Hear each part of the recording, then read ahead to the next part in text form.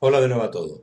Hoy queremos comentar el programa que emitió el 28 de febrero Antena 3, un programa en el que se volvía, y es de agradecer a la cadena, hablar del impuesto de sucesiones, pero también un programa en el que nos hubiera gustado, y siempre salvando escrupulosamente la profesionalidad de los periodistas, nos hubiera gustado poder estar presentes algunos de los miembros de la asociación, de la Federación Nacional, para rebatir las palabras que ahí se decían.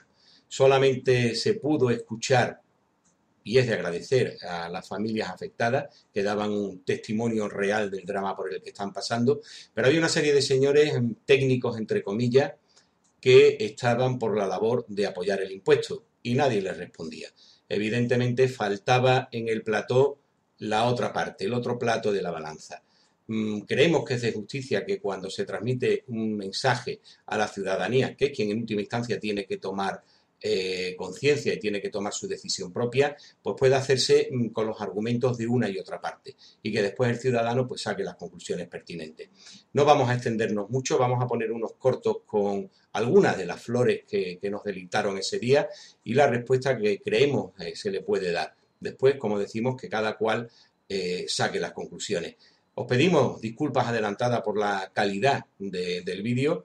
Lamentablemente no tenemos los medios que puede tener una cadena para editarlo y sin mucha buena voluntad. Bueno, y el resultado es el que vais a ver ahora. Muchas gracias a todos.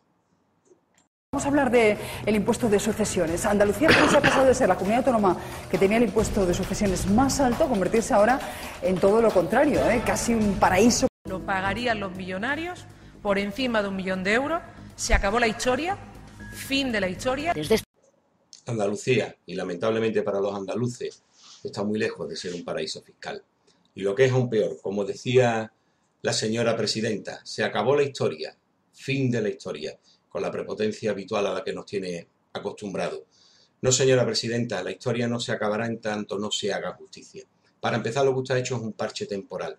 El órgano consultivo legal de la Junta de Andalucía, el mismo al que usted ha cesado, le dijo que eso había que hacerlo como un proyecto o una modificación de la ley de financiación de la comunidad autónoma. Y usted lo ha hecho como un parche temporal obligada por la presión pública para aprobar además unos presupuestos y curándose muy bien en salud en poder dar de nuevo la vuelta a la tortilla. Un parche temporal que la misma Montero, que por si usted no lo recuerda bien, es su consejera de Economía, ha dicho que está sujeto a predisponibilidad presupuestaria. La Junta no necesita esa excusa, la lleva en el paquete de serie. Unas medidas que además usted muy bien se ha curado en blindar, como por ejemplo las donaciones, para que las personas no puedan ahora transmitir en vida lo que por derecho desearían hacer a sus hijos o a sus allegados. ¿Por qué? Usted dice, se han corregido las donaciones, solo 1 millón para montar una empresa. Oiga, y si yo no quiero montar una empresa, quiero ayudar a mi hijo que lo está pasando mal, eso pagará el máximo. Oiga, y si yo quiero darle una casa para que viva mejor y no se entrampe en una hipoteca, porque ya no la necesito, me voy a ir a otro lugar para descansar más tranquilo, eso también tributa al máximo. Y lo que es más duro, señora presidenta, usted quiere mirar hacia otro lado.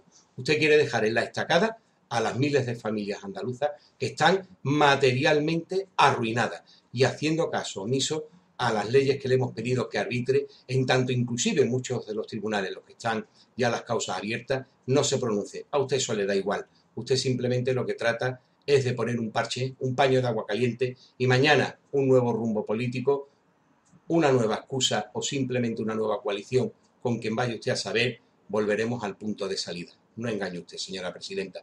Ni es un paraíso, ni se ha hecho justicia, ni esto está terminado. La lucha solamente ha hecho empezar. Es probablemente el impuesto del que menos sabemos. Entre otras cosas porque está muy cedido a las comunidades autónomas y segundo porque lo único que sabemos es el dato sobre la recaudación total, pero ni siquiera sobre cuántos son los contribuyentes. Pero sí, realmente hay 3 argumentos que han venido debilitando el apoyo para el impuesto de sucesiones. Uno es que supone algo así como una especie de doble tributación. Bueno, esto es falso.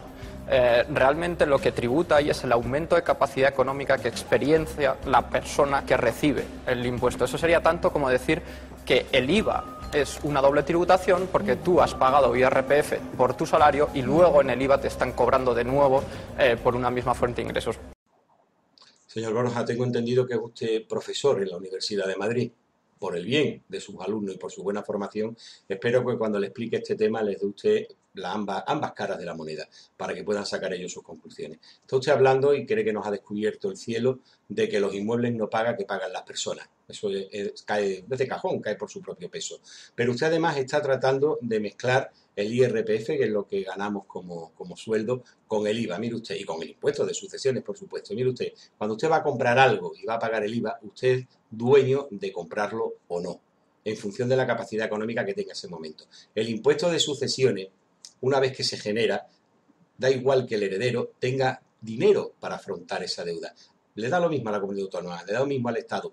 Si no lo tiene, le embargarán. Y si pueden, le embargarán no solo los heredados, sino también sus propios bienes. Este impuesto burla el artículo de la Constitución que dice que los impuestos deben de ser justos, progresivos y no confiscatorios.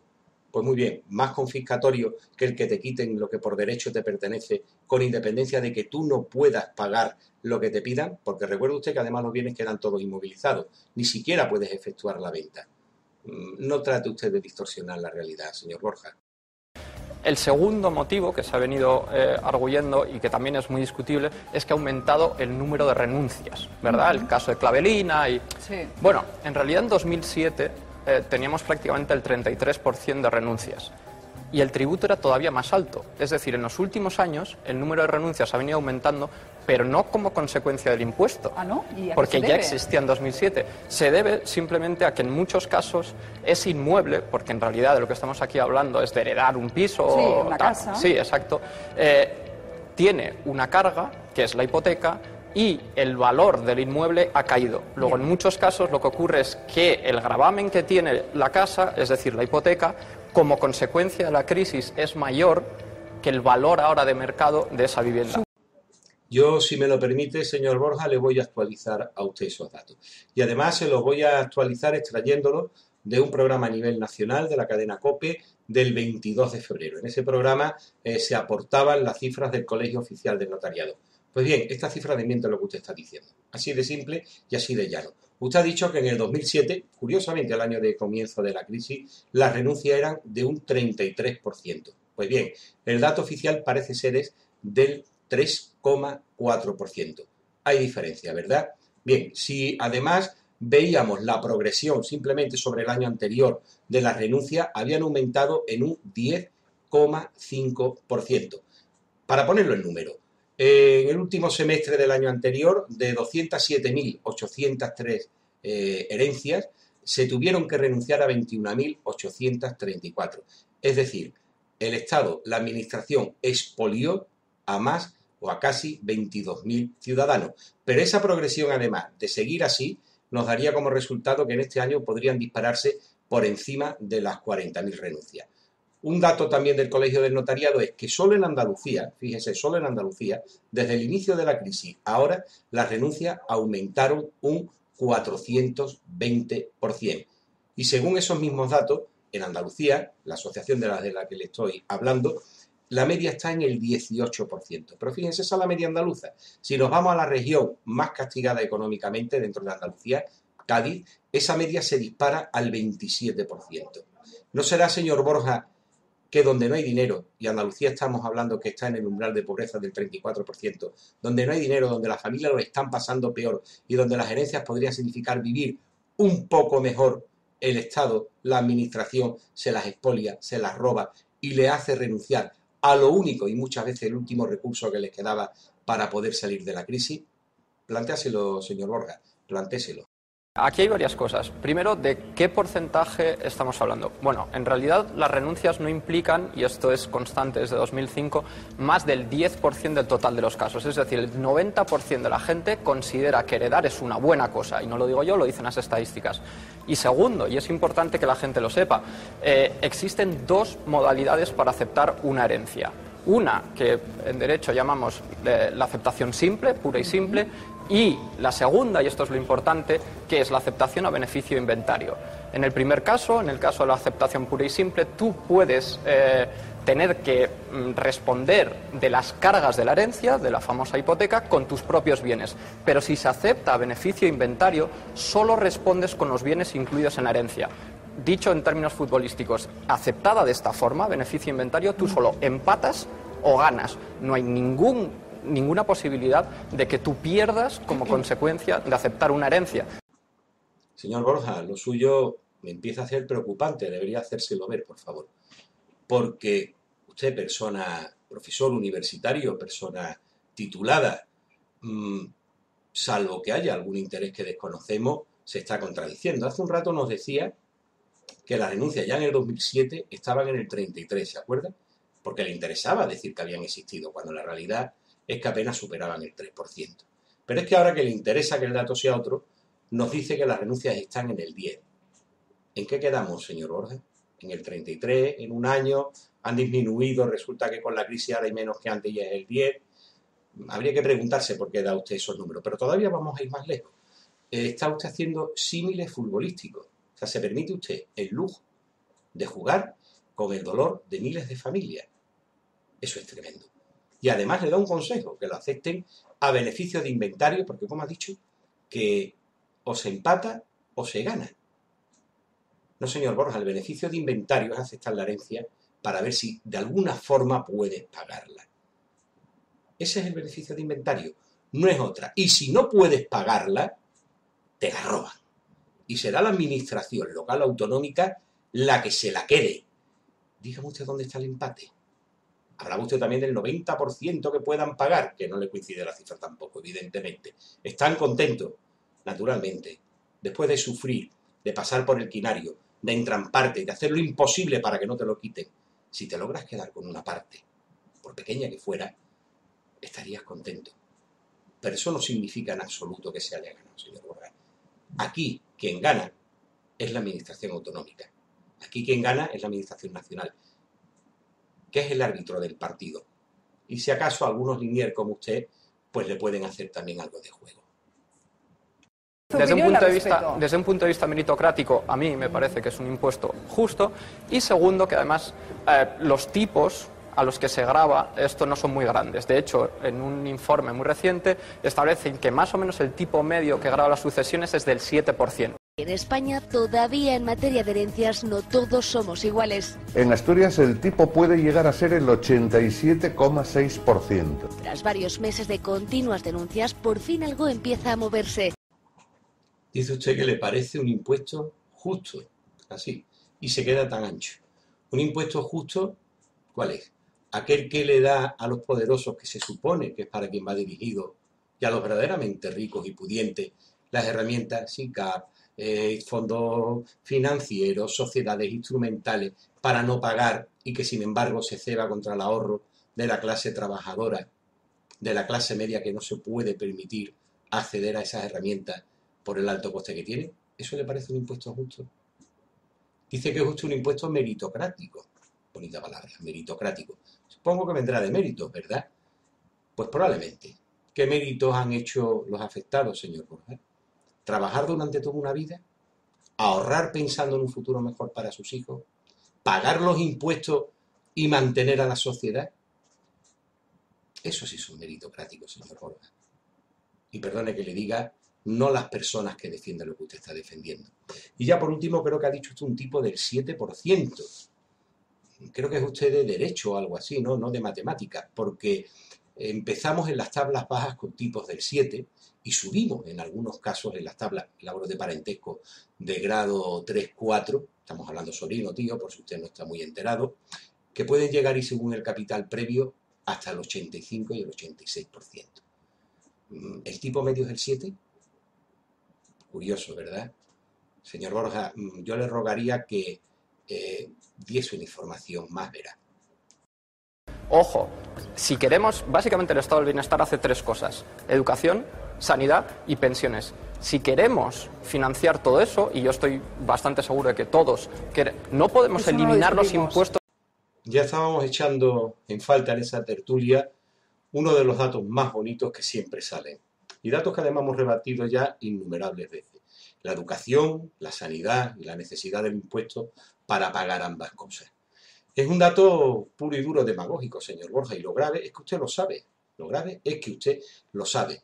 Esto además no es ni siquiera suyo, o sea, es un canto al sol que se ha repetido continuamente por determinados sectores populistas y líderes demagógicos. Pero aún así se lo voy a volver a contestar. Mire usted, señor Borja, si la educación y la sanidad dependieran de lo que se recauda del impuesto de sucesiones, hace muchísimo tiempo que estarían en quiebra técnica. Este impuesto a nivel nacional pocas veces llega al 1 o 1 y algo %, y lo mismo sucede a niveles autonómicos. Pero lo voy a hacer más concreto. En el 2016, por darle un año a la que ya esté cerrado y no haya flecos de última hora, el presupuesto total de la Junta de Andalucía era 31.285 millones de euros. 31.000, ¿eh? Y se recaudaron de sucesiones, le hablo de datos cerrados, 379 millones de euros. ¿Cree usted que con eso se mantiene la sanidad y la educación? ¿Cree usted que además es diferente o mejor esa sanidad y educación en Andalucía o en cualquier comunidad autónoma que lo cobre que en el resto de España, que además está obligado a prestarlo por ley? Yo le voy a devolver la pelota, señor Borja, si me lo permite, ¿eh? Ese discurso que usted ha dado, que suena igual que aquello de os van a quitar las pensiones, ¿lo recuerda? Quizás usted es muy joven y no lo haya oído ya hace mucho tiempo, pues yo le voy a devolver esa pelota. Si usted lo destina a educación y a sanidad, que ya le he demostrado que es una falacia porque no cubriríamos para nada, yo se lo destinaría, por ejemplo, y no voy a entrar en otras tierras en mi tierra, a la administración paralela. Sí, aquella que está nombrada a dedo, la que no ha estudiado para llegar a donde está. ¿Sabe usted cuántos puestos son, señor Borja? 23.000, más de 23.000 puestos declarados. ¿Sabe usted cuántos millones son, señor Borja? 6.000 millones de euros. 6.000, no los 300 y poco más que tiene el impuesto.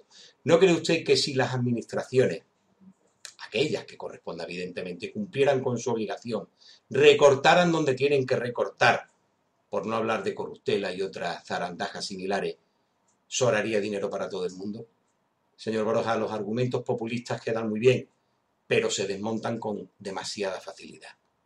De alguna manera. No, y además en muchas comunidades autónomas, cuando lo que se hereda es la vivienda habitual y se sigue utilizando la vivienda habitual, esa está exenta. Exacto. Está exenta mientras se mantenga esa vivienda. O sea, que eso que mucha gente dice, me están echando de mi casa, si es la casa en la que has estado viviendo con tus padres, eso no es así. Bueno, porque eso está exento, salvo que la vendas, para hacer negocio. Exacto. Ya para terminar, vamos a acabar con una frase de otro de los tertulianos, termino poco, pero esta fue una de las perlas que nos dedicó, que era sobre la vivienda habitual, para justificar que las casas no se podían perder. Este señor dice, la vivienda habitual está bonificada, está exenta de la mayoría de las autonomías, correcto, así es, pero olvidó un pequeño detalle. Esta exención, ese no pagar por la vivienda habitual, se convierte en humo en el momento en que llegáramos al mínimo exigible a partir del cual se empieza a pagar. En Román Paladino, si nuestra casa vale 100.000 euros y en esa comunidad se empieza a pagar, por ejemplo, a partir de 175.000, pues nuestra casa evidentemente estaría exenta del pago y nosotros también, porque no llegábamos a ese mínimo a partir del cual se paga. Pero ahora bien, si nuestra vivienda volvemos a costar 100.000 euros, más cualquier otra cosa que hayamos podido heredar sobrepasan los 175.000 euros que hemos puesto de referencia, usted empezaría a pagar desde el primer euro. Pero no desde el que sobrepase, sino desde el primer euro, incluyendo el valor de la casa. Es decir, esa teórica bonificación se vuelve humo. Así es como están echando a las familias de las viviendas que ocupan habitualmente. Y casos como ese hemos sacado muchos a los medios. Y ya finalizamos el vídeo. Sería muy largo poner ahora las declaraciones de los verdaderamente importantes en toda esta historia, que son las familias. Ellas son la realidad del impuesto y ellas, mejor que nadie, saben explicar cada vez que lo hacen en los medios el drama humano. Por mucho que los demagogos, con buena intención, o vaya usted a saber con cuál o en nombre de quién, traten de tirar esos argumentos contra la realidad, contra el dolor y contra el sufrimiento, pocos argumentos valen. Ni los de ellos, ni todos los que yo les he podido aportar. Simplemente son razonamientos y simplemente son evidencias. Pero la más real de todas y la mayor, la familia. Y hay que acabar con el drama, el sufrimiento y el dolor que este impuesto genera. Y para ello no valdrán nunca los parches. Es como un cáncer. No vale ninguna medicina. Al final hay que ir a la raíz del problema. y extirparlo de la sociedad, como ya han hecho más de la mitad de los países de la Unión Europea. Actualmente España, una vez que Francia también abandone este impuesto como ya ha anunciado, tendrá el dudoso honor de quedarse con el impuesto al patrimonio y el impuesto de sucesiones. Más de la mitad de los países ya no lo tienen y en el resto es meramente testimonial. Muchísimas gracias por haberme dedicado este tiempo. Esperemos al menos haber podido exponer nuestro punto de vista y que seáis vosotros quienes realmente saquéis las conclusiones. Hasta el próximo día. Es probablemente el impuesto del que menos sabemos. Entre otras cosas porque está muy cedido a las comunidades autónomas y segundo porque lo único que sabemos es el dato sobre la recaudación total, pero ni siquiera sobre cuántos son los contribuyentes, pero unas